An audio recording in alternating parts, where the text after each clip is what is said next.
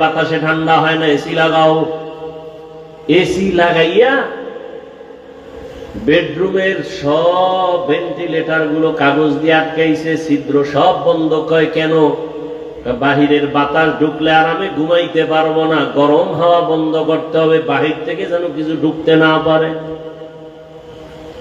যেই রুমটাকে তুমি সাজাইলা এসি দিয়া, ছিদ্রগুলো বন্ধ করলা, ওই ঘরে থাকার গ্যারান্টি কত বছর বলে? 100 বছর। আহ, মরণ থেকে যতই পালাও, মরণ তোমায় নিবে ঘিরি। যদিও সুদূর আকাশ পানে লুকাও, সেথায় লাগে সিঁড়ি।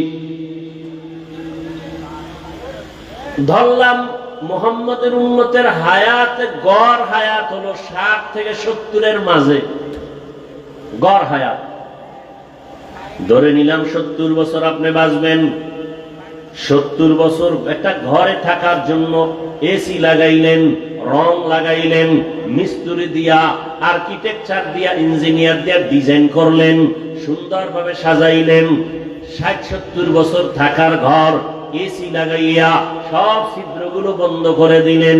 কিন্তু আপনি চিন্তা করছেননি মরণের পরে যেই কবরের ঘরে থাকবেন কত শত বছর থাকা লাগবে জানা নাই।